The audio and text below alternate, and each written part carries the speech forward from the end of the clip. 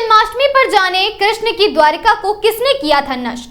मथुरा से निकलकर भगवान श्री कृष्ण ने द्वारिका क्षेत्र में ही पहले से स्थापित खंडहर हो चुके नगर क्षेत्र में एक नए नगरी की स्थापना की। या यूं कहना चाहिए कि भगवान श्री कृष्ण ने अपने पूर्वजों की भूमि को फिर से रहने लायक बनाया था।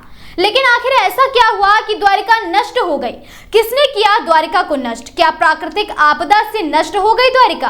क्या किसी असमानित ताकत ने नष्ट कर दिया द्वारिका को, या किसी समुद्री शक्ति ने उजाड़ दिया? आखिर क्या हुआ कि नष्ट हो गई द्वारिका और फिर बाद में वहां समुद्र में डूब गई? इस सवाल की खोज कई वैज्ञानिकों ने की और उसके जवाब भी ढूंढे। सैकड़ों फीट नीचे समुद्र में उन्हें ऐसे अवशेष मिले जिसके चलते भारत का इतिहास बदल गया। अब इतिहास को फिर से लिखे जाने की जरूरत बन गई। कई द्वारों का शहर कहे जाने के कारण द्वारिका इसका नाम पड़ा। इस शहर के चारों ओर बहुत ही लंबी दीवार थी जिसमें कई द्वार थे। वह दीवार आज भी समुद्र तल में स्थित है। भारत के सबसे प्राचीन नगरों में से एक है द्वारिका।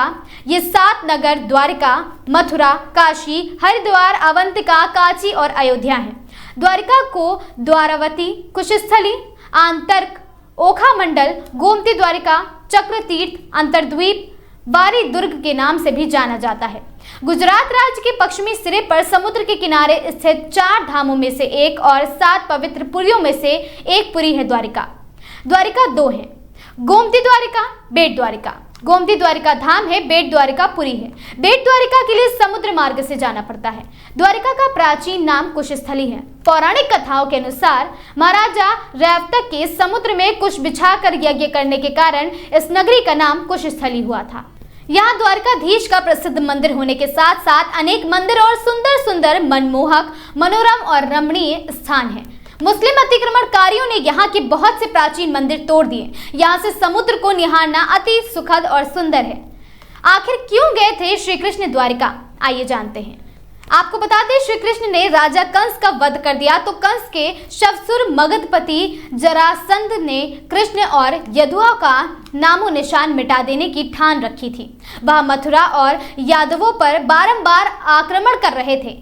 उसके कई मलेच्छ और यवनी मित्र राजा थे। अंततः यादवों की सुरक्षा को ध्यान में रखते हुए कृष्ण ने मथुरा को छोड़ने का निर्णय लिया। विंता के पुत्र गरुड़ की सलाह पर श्री कृष्ण कुशस्थली आ गए। वर्तमान द्वारिका नगर कुशस्थली के रूप में पहले से ही वहां विद्यमान थी। कृष्ण ने इस उजड़ चुके नगर को एक अच्छा नगर बनाया। कृष्ण अपने 18 नए कुल बंधुओं के साथ द्वारिका आ गए। यही 36 वर्ष राज्य करने के बाद उनका देवासन हो गया। द्वारिका के यदुवंश के अंतिम शासक थे जो यादवों की आपसी लड़ाई में जीवित बच गए थे। द्वारिका के समुद्र में डूबने पर अर्जुन द्वारिका गए और वज्र तथा शेष बची यादव महिलाओं को हस्तिनापुर ले गए। कृष्ण के प्रपौत्र वज्र हस्तिनापुर मथुरा का राजा उन्हें घोषित कर दिया गया। वज्रभान के नाम से ही मथुरा क्षेत्र का ब्रजमंडल कहा जाता है। समुद्र में स्थित द्वारिका को सबसे पहले किसने खोजा? आइए जानते हैं। द्वारिका के इन समुद्री अवशेषों को सबसे पहले भारतीय वायुसेना के पायलटों ने समुद्र के ऊपर से उड़ान भरते हुए नोटिस किया था और उसके बाद 1970 के जामनगर के गजेटियर में इसका उल्लेख किया गया। इसके बाद इन खंडों के बारे में दावों प्रतिदावों का दौर चल पड़ा। बहरहाल, जो शुरुआत आकाश से वायुसेना ने की थी उसकी सच्चाई भारतीय नौसेना ने सफलतापूर्वक उजागर कर दी।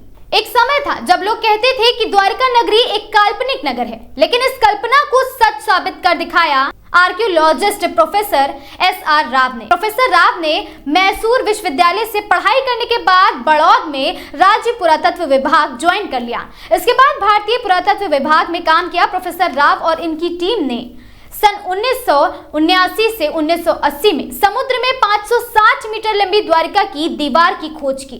साथ में उन्होंने वहां पर उस समय के बर्तन भी पाए थे जो 1528 ईसा पूर्व से 3000 ईसा पूर्व के थे। इसके अलावा सिंधु घाटी की सभ्यता के भी कई अवशेष उन्होंने खोजे। उस जगह पर भी उन्होंने खुदाई की और कई रहस्य खोले जहां पर कुरुक्षेत्र का युद्ध हुआ था। भारतीय नौसेना उतरी समुद्र में। जी हाँ, उसके बाद नौसेना और पुरातत्व विभाग की संयुक्त खोज हुई। पहले 2005 फिर 2007 में भारतीय पुरातत्व सर्वेक्षण के निर्देश पर भारतीय नौसेना के गोताखोरों ने समुद्र में समाये द्वारिका नगरी के अवशेषों के नमूनों को सफलतापूर्वक निकाला। उन्होंने ऐसे नमूने एकत्रित किए जिन्हें देखकर आश्चर्य हुआ। 2005 में नौसेना के सहयोग से प्राचीन द्वारिका नगरी से जुड़े अभियान के दौरान समुद्र की गहराई में कटे छटे पत्थर मिले और लगभग 200 नमूने एकत्र किए गए। गुजरात में कच्छ की खाड़ी के पास स्थित द्वारिका नगर समुद्र तटीय क्षेत्र के नौसेना के गोताखोरों की मदद से पूरा विशेषज्ञों ने व्यापक सर्वेक्षण के बाद समुद्र के भीतर उत्खनन कार्य किया और वहां पड़े चूना पत्थरों के खंडों को ढूंढ निकाला। भारतीय पुरातत्व सर्वेक्षण के समुद्री पुरातत्व विशेषज्ञों ने इन दुर्लभ नमूनों की देश विदेश की पुरा प्रयोगशालाओं को भेजा। मिली जानकारी के मुताबिक ये नमूने सिंधु घाटी सभ्यता से कोई मेल नहीं खाते थे, लेकिन ये इतने प्राचीन थे कि सब के सब दंग रह गए। नौसेना के गोताखोरों ने 40,000 वर्ग मीटर के दायरे में यहाँ उत्खनन किया और वहां पड़े भवनों के खंडों के नमूने एकत्र किए, जिन्हें आरंभिक तौर पर चूना पत्थर बताया गया था।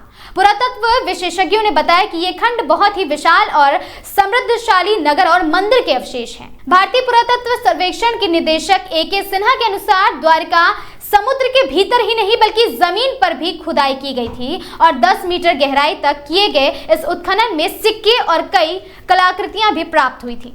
इस समुद्री उत्खनन के बारे में सहायक नौसेना प्रमुख रियर एडमिरल SPS चीमा ने तब बताया था कि एक समुद्री उत्खनन के बारे में सहायक नौसेना प्रमुख ने बताया था कि इस ऐतिहासिक अभियान के लिए उनके 11 गोताखोरों को पुरातत्व सर्वेक्षण ने प्रशिक्षित किया और नवंबर 2006 में नौसेना के सर्वेक्षक पोत INS निदेशक ने इस समुद्री स्थल का सर्वे किया। इसके बाद इस साल जनवरी से फरवरी के बीच नौसेना के गोताखोर तमाम आवश्यक उपकरण और सामग्री लेकर उन दुर्लभ अवशेषों तक पहुंच गए। इसके बाद कहा गया कि इन अवशेषों की प्राचीनता का वैज्ञानिक अध्ययन होने के बाद देश के समुद्री इतिहास और धरोहर का तिथिक्रम लिखने के लिए आरंभिक सामग्री इतिहासकारों को उपलब्ध हो जाएगी।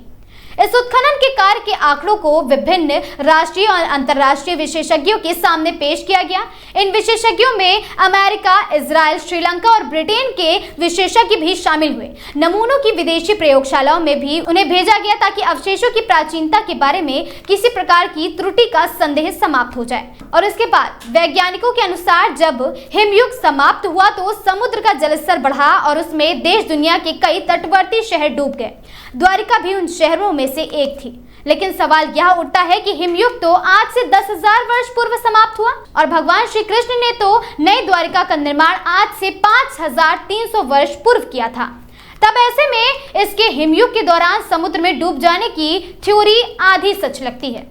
लेकिन बहुत से पुराणकार और इतिहासकार मानते हैं कि द्वारिका को श्री कृष्ण के देहांत के बाद जानबूझकर नष्ट किया गया था।